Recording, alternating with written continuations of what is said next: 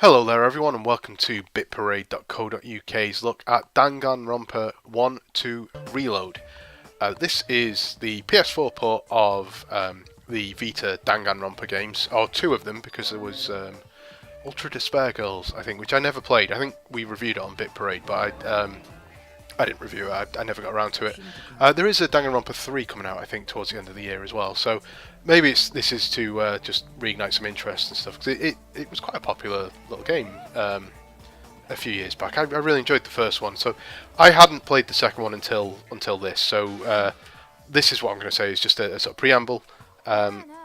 This is all the content for this video is taken from the first few hours of Danganronpa 2. So if you don't want it spoiled, and it is the first case, and you'll see who the victim is, you won't see who the killer is. I mean, you will see the killer, but you won't. I don't spoil that.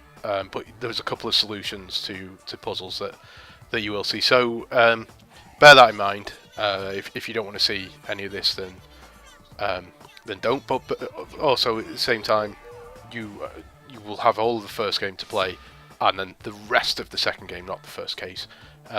So none of that will be, very little will be spoiled out of the package, out of the 1-2 Reload package. So to explain what the games are, they are a very sort of colourful anime style, fairly, I don't want to say edgy, that's the wrong word, but there's swearing and there's bad, there's rudeness, but not any, there's no sex or anything, but there's murder, and in this one the blood's pink. I'm sure I remember it being red, but maybe it wasn't, so it's kind of stylized, but it's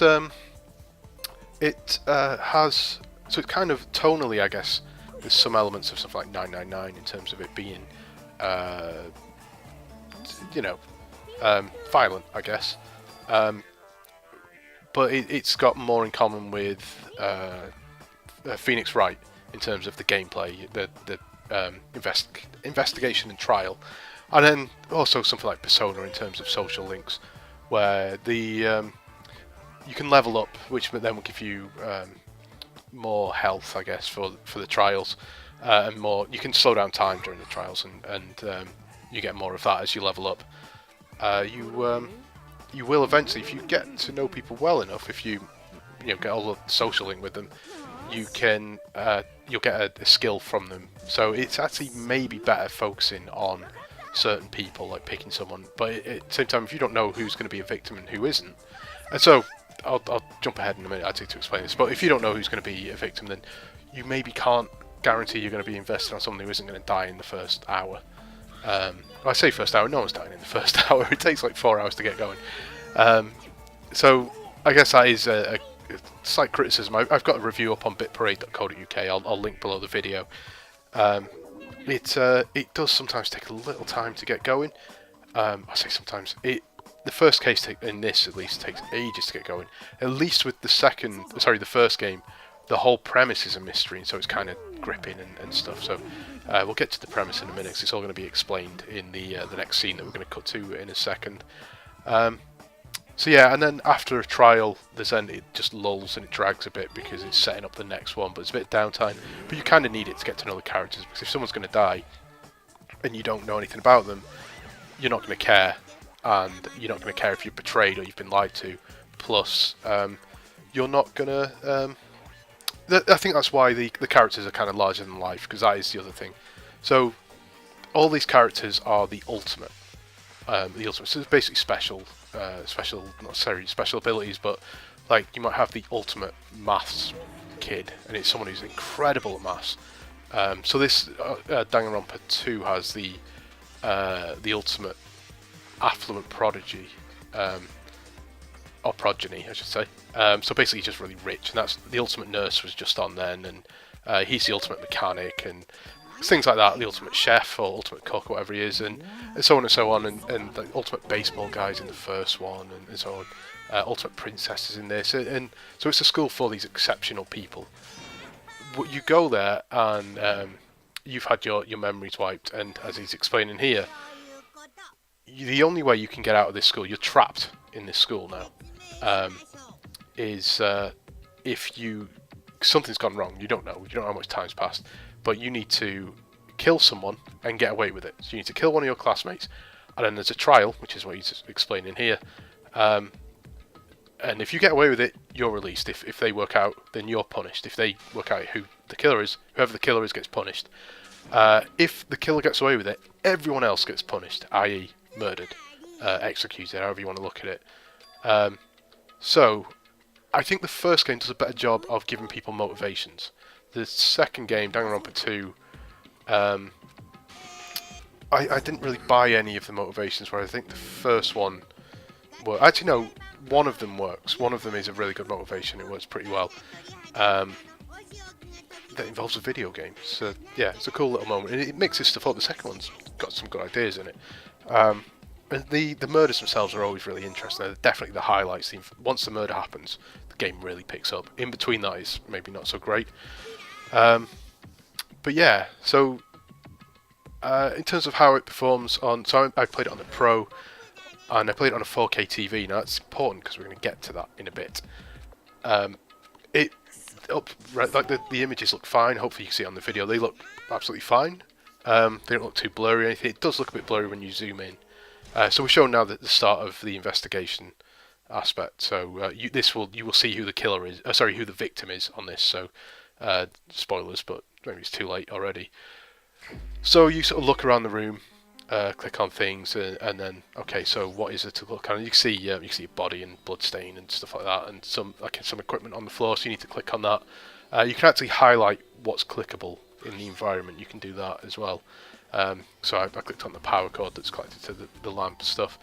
I think on the Vita, I don't know if all this stuff was touchscreen on the Vita, but I know I used the touchscreen for some of the mini games on the Vita and stuff. And again, it's something we'll get to. It works with a controller. It works fine with a controller. I don't know if they've made it a little easier. There used to be a bit of motion on the cursor. I don't know if they've reduced that a bit to make it a bit easier for you. Maybe the PS4 thumbstick or analog stick is better than the Vita ones. I don't know. I'm not entirely sure. But yeah, so it doesn't feel as bad as I thought it did on the Vita. But maybe it's just because you don't have an option, so I've got used to it. So yeah. Like I said, the trials are... This is where it really comes into its own. And solving it together. And there's points in this where you spot something and you feel clever because you're like, oh, I know, I get this now. I know why this happened. I know why that's important. What you won't necessarily be able to do is solve everything here. Usually the final pieces of the puzzle come out in the trial and it will shift a bit. There'll be a twist somewhere, but not someone necessarily blurting something out, just something that someone was maybe withholding evidence, or you just didn't ask the question, and so they can't have done it, or maybe there's a bit of evidence that just refutes it, but the trial focuses so much on this other evidence that proves this person's guilty, and you kind of forget about this thing that you've had all along that proves they couldn't possibly have done it. It's great when it's all this sort of stuff's really good. So we'll get to the trials in a bit. So one of the things I wanted to say, and it's something I put in the review, is that the characters are, like I said, they're larger than life, most of them. Not all of them, the better ones aren't. And I think in some ways it's so you get to know them, you know who they are, and then they can sort of soften them a bit later on, but you kind of know a bit about them, they stand out, because you're going to need to get to know these people quickly, because there's like 15, 16 of them, and you don't spend a lot of time with them, or you do, reading and stuff, but they're all on screen, you know. You're not spending days with just one character getting to know them. So I think that's why they do it. But the truth bullet that just popped up there. That's then evidence you can use in a trial. When you get a truth bullet, you'll see in the trial section these truth bullets. You fire at words that are on like statements that you can prove or disagree with or agree with, and you then destroy it or confirm it. And we'll show that in a bit. So the downside to these larger life characters is they can be a bit much, and certainly Danganronpa 2 has a couple of characters who I just couldn't stand. Or there's certainly one that I just can't stand. I think one of them, maybe you're not supposed to like either of them, but I just hated dealing with them, and it is because their character trait, they lay it on. It's every time they speak, they have to make a point of mentioning this thing, and it really, really started to grate. And I started skipping text, and given that the text is quite important, that's not a good thing. So it sort of takes the bits where it slumps before a trial again. Another truth bullet there where I've found some contradictory evidence. So here we go. We're in the trial now. So this is Hangman's Gambit, and the way it works, I don't do a particularly good job of it. I'll be honest, because this is my first attempt at it. I just captured some stuff, but you have letters coming in. You have to work out what the phrase at the bottom is, or the word if it's just one word. So you shoot letters. If they bump into each other, if like the two D's bump into each other, although I'm now shooting the D's, they combine into one, and then you can pop them. Or you can, so the two T's, you pop them, get them off the screen, because if that R and the H, oh sorry, the U that's just come onto the screen, if they were to bang into each other, because they're not the same letter, you would get damaged, they'd explode and you'd get damaged. So you kind of want to get stuff off the screen. So yeah, it's simple enough. I think I probably used touchscreen and it was probably a bit quicker to move.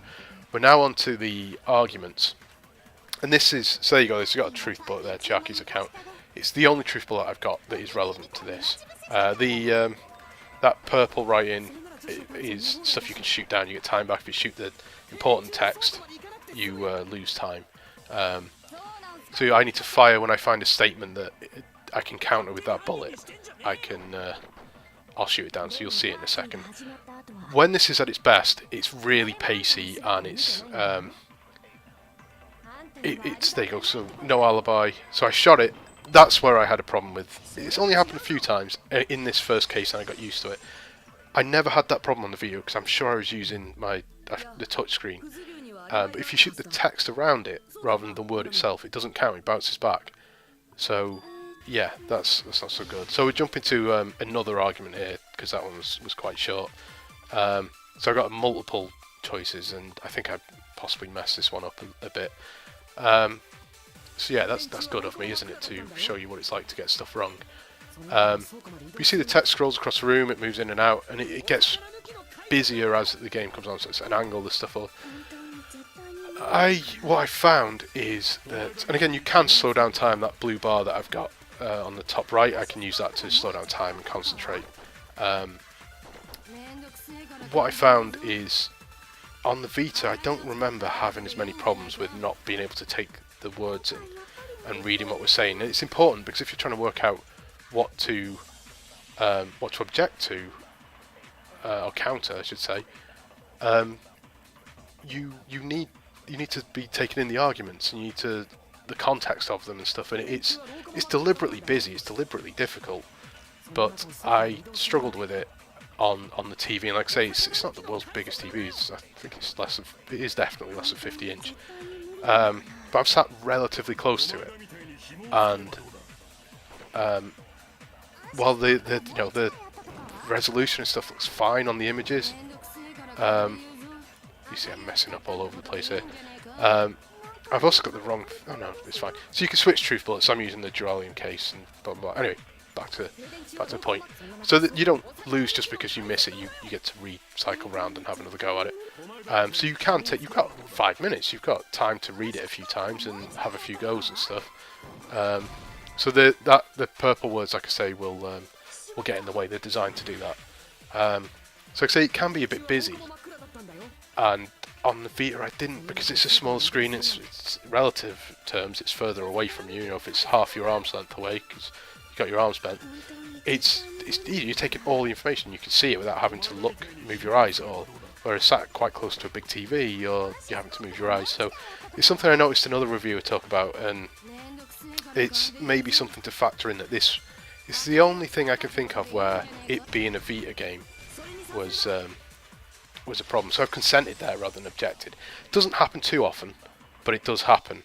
And so then you get an explanation. I think we get into an argument with someone. I mess it up, but so once you win an argument, someone else might just go, "Yeah, but you've not thought this through," and push you on an argument. So I'm gonna kind of wrap this up in a minute or so, because I've got plenty more video captured, but I don't want to spoil too much.